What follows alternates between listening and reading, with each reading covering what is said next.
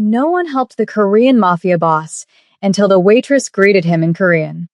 The old man shivering in the doorway of New York's most exclusive restaurant, Aurelia, looked like he had lost everything. His coat was torn, a relic from a forgotten decade. His boots were caked in mud, and the staff eyed him as if he were a contagion. They laughed, they pointed, and they told him to get lost. They didn't know that the man standing in the rain wasn't a beggar. He was Mr. Kwon, the ruthless and powerful Korean mafia boss, head of the city's most formidable syndicate. He was testing them.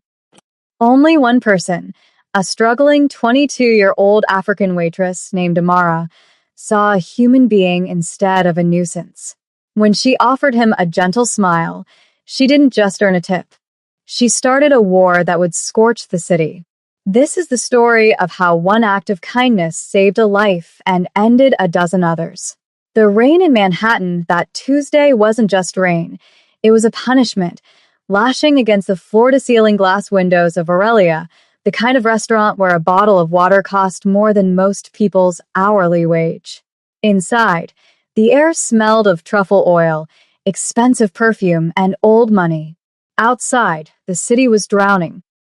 Amara adjusted her apron, a simple white dress and red vest, wincing as she tightened the strings. Her lower back throbbed. She had been on her feet for 10 hours straight, covering a double shift because the hostess had called in sick again. Amara didn't have that luxury. She had rent due, a maxed-out credit card, and a grandmother in a nursing home whose medication costs were rising faster than her tips. Table 4 needs a refill on the Pinot. A voice snapped behind her. Amara jumped, turning to see Gregory, the floor manager. Gregory was a man who wore suits that were too tight and a cologne that was too strong, managing the restaurant with a sneer. "I'm on it, Gregory," Amara said, forcing a smile. "And fix your hair. You look like you walked here in a wind tunnel." "This is Aurelia, not a diner," Gregory hissed before spinning on his heel to greet a senator. Amara swallowed her pride, hurried to the bar, and made her rounds. The restaurant was buzzing, oblivious to the storm. Then the heavy oak front door creaked open. A gust of wind blew rain into the pristine foyer. Silence rippled through the dining room. Standing there was a man who looked like he had crawled out of a gutter. He was around 45 years old, hunched over in a heavy, waterlogged trench coat. His dark hair was plastered to his skull, and he was trembling violently. The hostess froze, panic flashing in her eyes. "Sir," she squeaked. "Sir, you can't be here." The old man looked up. His eyes were dark, scanning the area with a strange predatory intensity that didn't match his frail appearance. I only wish for a table," the man said, his voice raspy. "Just soup, please. It is cold." Gregory descended upon the scene like a vulture. "Excuse me," his voice boomed. "This is a private establishment.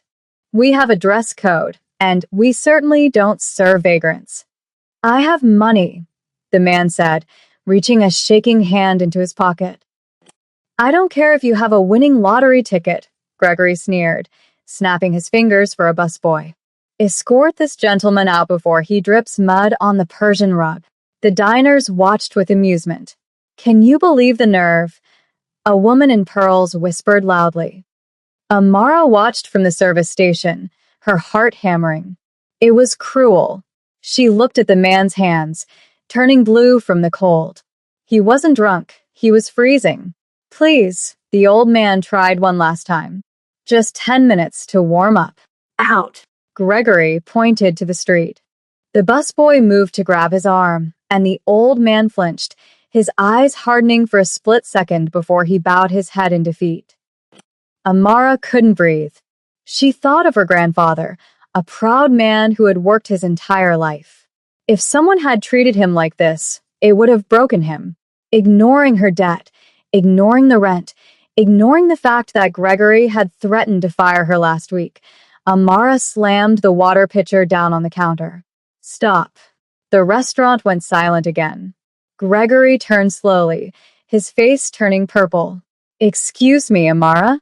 She walked forward, her legs shaking but her chin high. She gently placed a hand on the old man's soaked shoulder. He's staying, Amara said, her voice firm. He's sitting at my station. Table 9 is open. It's in the back corner. I am not letting an old man freeze to death on the sidewalk.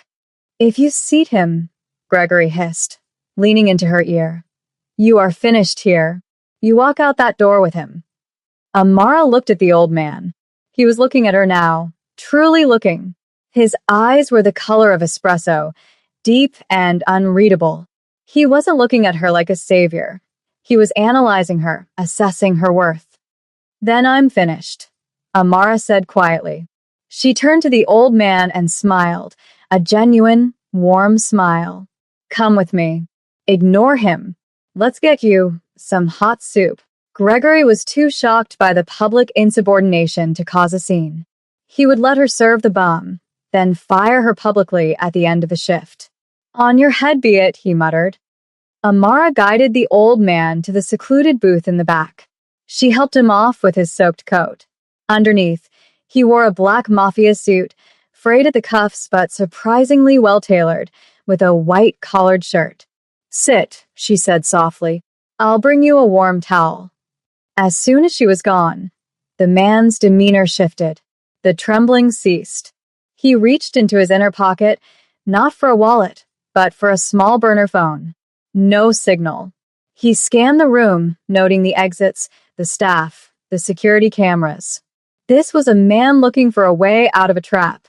Mr. Kwon, the formidable Korean mafia boss, had been ambushed 3 blocks away.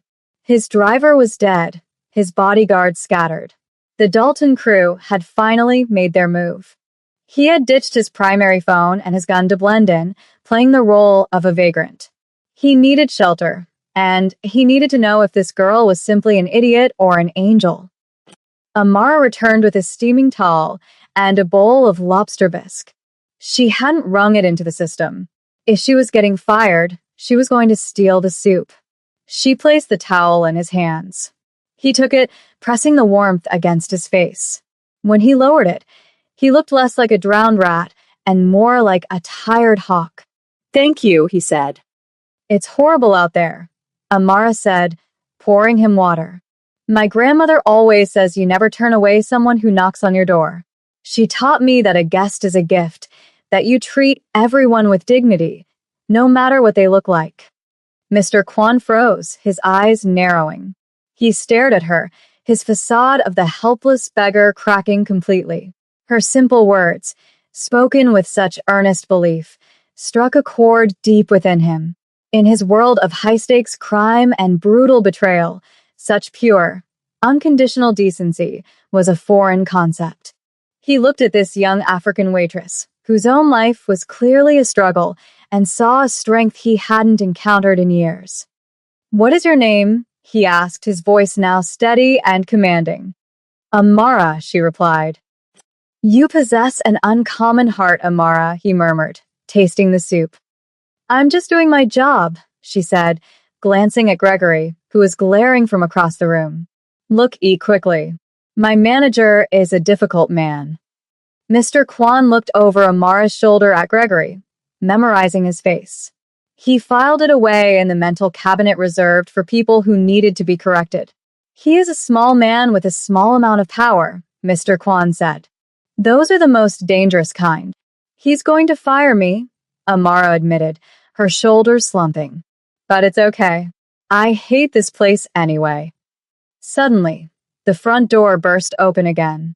2 men in long black trench coats strode in. They looked like sharks in a goldfish pond.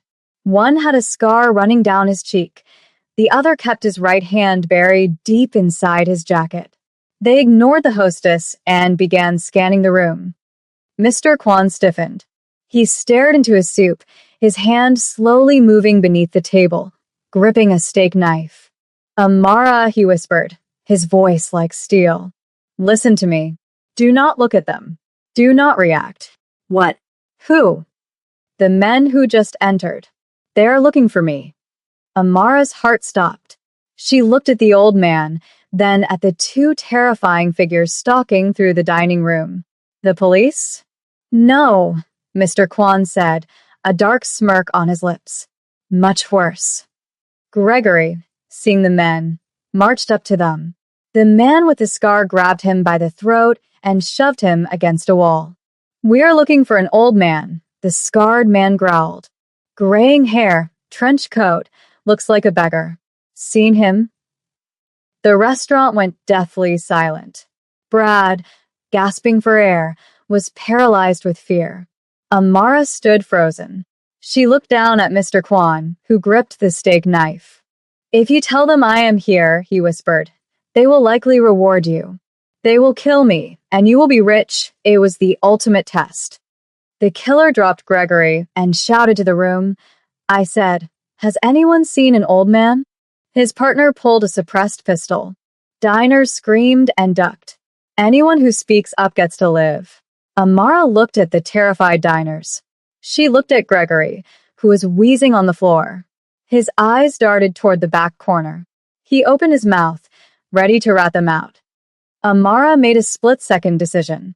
She grabbed the pitcher of ice water, stepped out from the booth, and shouted, Hey! The two gunmen turned. The pistol pointed straight at her chest. He was here, Amara lied, pointing toward the kitchen doors. He ran through the kitchen, out the back alley. He stole some bread and ran. The gunman stared. Are you sure? I saw him, Amara screamed, adding a touch of panic to her voice. He pushed me. Please don't shoot. Gregory, still on the floor, tried to speak, but Amara accidentally kicked him in the ribs as she stumbled back, silencing him. The gunmen didn't wait. They sprinted toward the kitchen, chasing a ghost. Amara stood shaking. She turned back to the booth. Mr. Kwan was standing now, tall and imposing. He was no longer a hunched-over beggar. He placed the steak knife on the table. He looked at Amara with an expression of pure awe. You lied for me, he said softly. You risked a bullet for a stranger. You're not a stranger, Amara whispered, tears forming in her eyes. You're a guest. He reached into his pocket and pulled out a small, heavy gold ring with a black onyx stone, engraved with the snarling face of a Korean tiger. He pressed it into her palm. Keep this. Hide it. Do not show it to anyone yet. What is it? Insurance, Mr. Kwan said. I must go. Those men will be back in 2 minutes. They will come for you. Do not go home tonight. Go to the St. Regis Hotel. Ask for Mr. Alistair. Show him the ring. Do not leave until I come for you. Who are you? Amara asked, gripping the ring. Mr. Kwan buttoned his tattered coat, looking like a king in rags. I am the man who owes you a life, he said. And Mr. Kwan always pays his debts. He moved toward a side exit, then looked back at Gregory, who was struggling to his feet. And you, Mr. Kwan said, pointing a finger like a loaded weapon. Pray. Because you just insulted the wrong man, he vanished into the rainy night. Amara stood alone in the chaos. Sirens wailed in the distance.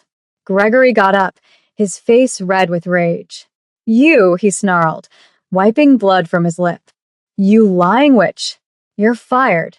And I'm telling the police you were an accomplice. The look in Gregory's eyes wasn't just anger. It was the frantic desperation of a man who owed money to bad people. He wasn't calling the police. Amara sprinted to the employee lockers, her hands shaking. She grabbed her purse and shoved the gold ring deep into her pocket. As she burst out, she heard Gregory's voice from his office. Yes, Marco. Listen to me. The girl, the waitress, Amara. She lied. She sent your men the wrong way. Kwan was here. Marco Dalton. Even a waitress knew that name. The Dalton crew was the new blood in New York, violent and without honor. If Gregory was calling Marco Dalton, Amara wasn't just fired. She was marked for death. She ran for the service elevator, smashing the button.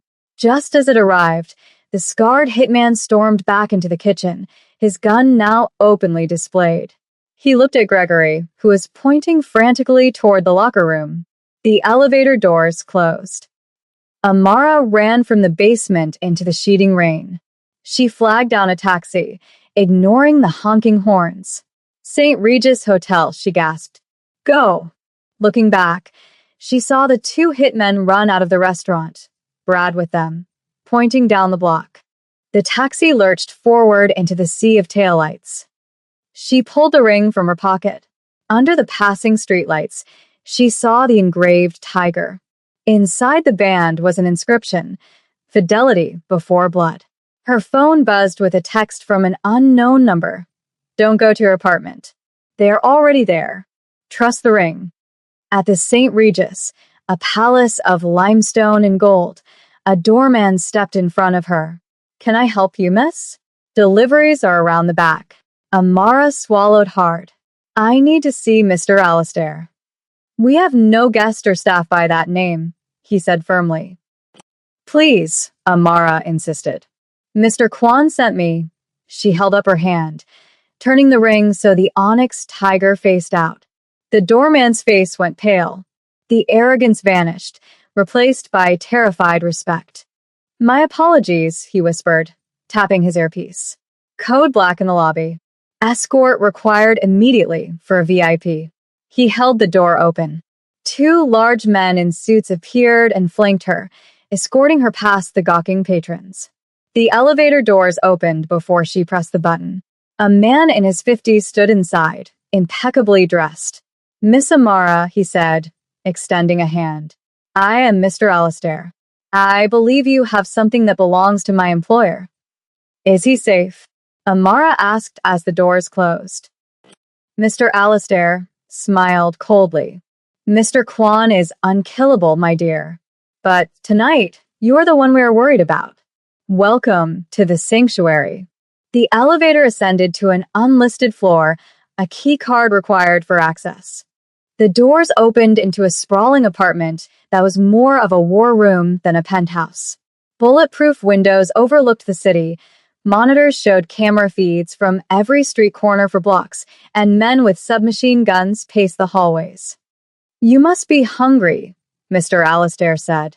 I have taken the liberty of ordering a steak and a change of clothes. Your size, I believe, is a 4-inch. How do you know my dress size? We are thorough, he said. Mr. Kwan values precision. Amara showered in a marble bathroom, washing away the fear. She found a black cashmere sweater, dark jeans, and leather boots laid out on the bed. They fit perfectly. When she returned to the living room, a steak and a glass of red wine were waiting. She ate voraciously. Where is he? She asked Mr. Alastair. He is concluding some business, he replied, turning on a large television. A breaking news banner scrolled across the screen. Explosion at Midtown Restaurant. Flames shot from the windows of Aurelia. No one was inside, Mr. Alastair said calmly, except perhaps for the rats. Mr. Gregory was found in the alleyway before the fire started. Police are calling it a robbery gone wrong. Very tragic. He seems to have slipped and fallen on several bullets. Amara felt sick. You killed him. We didn't do anything, Miss Amara, Mr. Alastair said seriously. The Dalton crew held the lease on that building.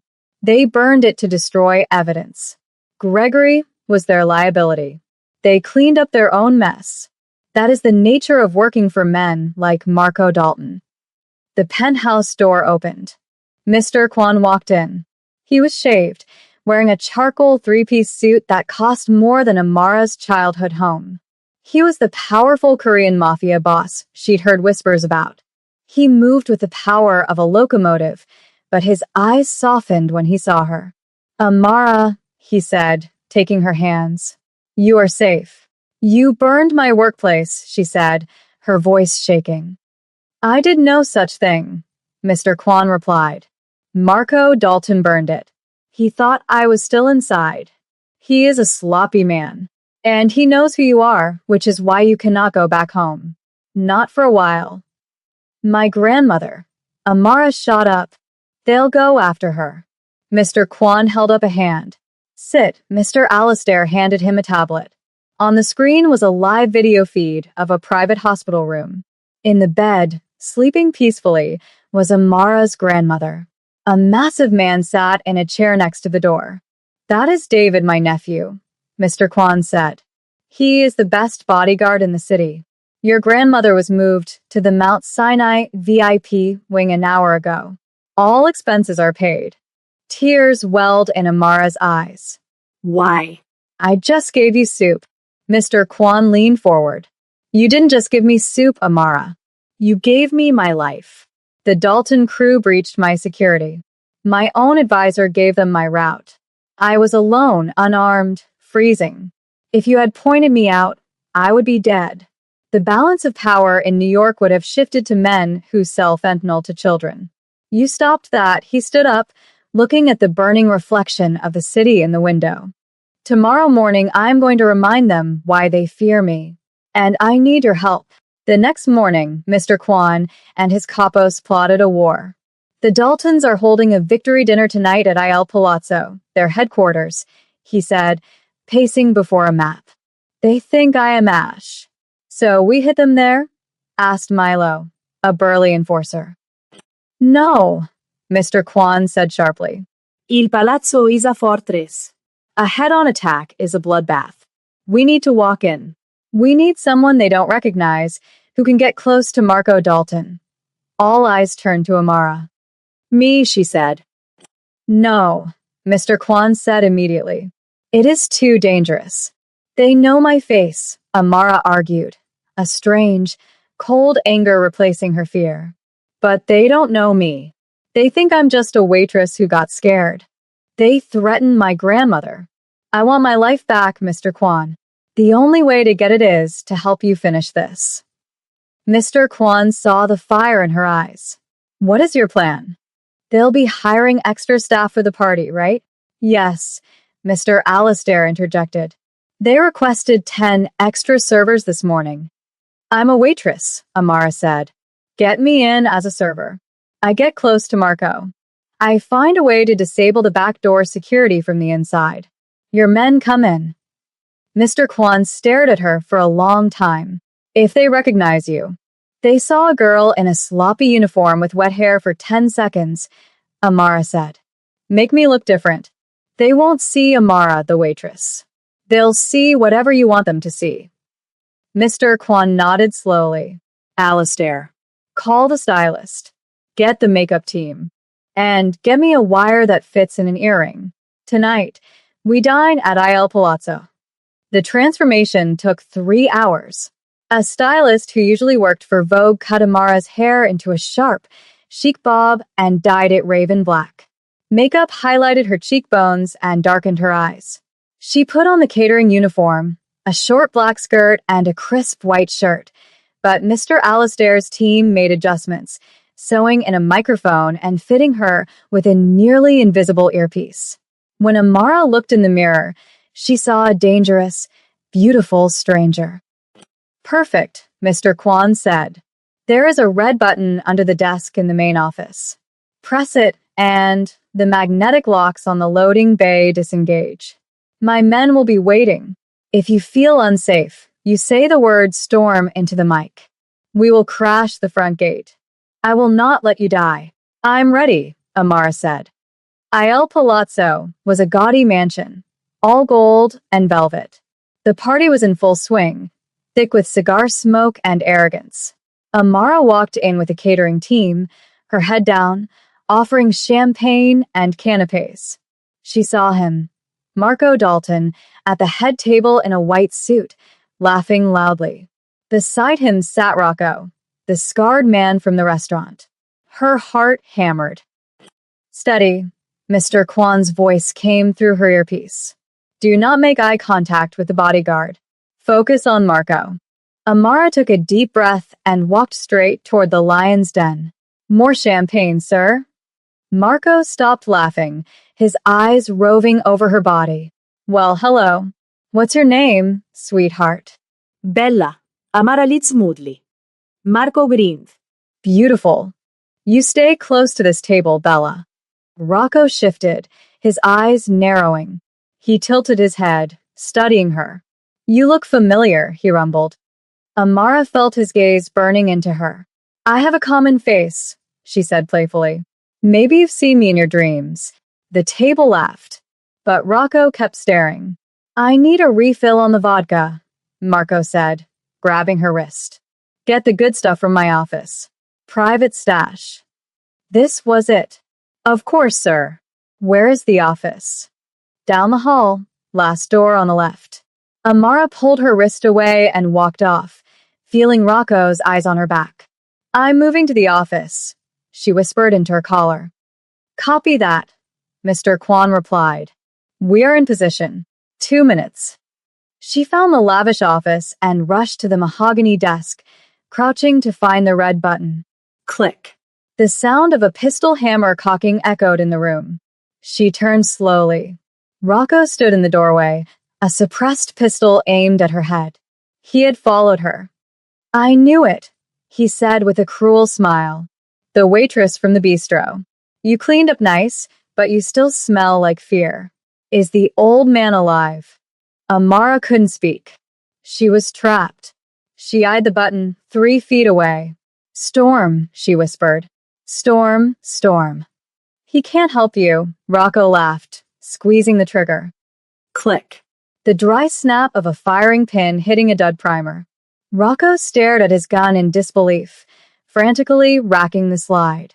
Cheap Russian crap, he snarled. That split second was her only chance.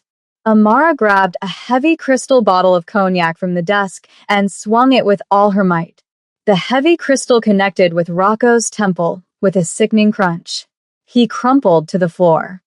Amara threw herself under the desk and slammed the red button.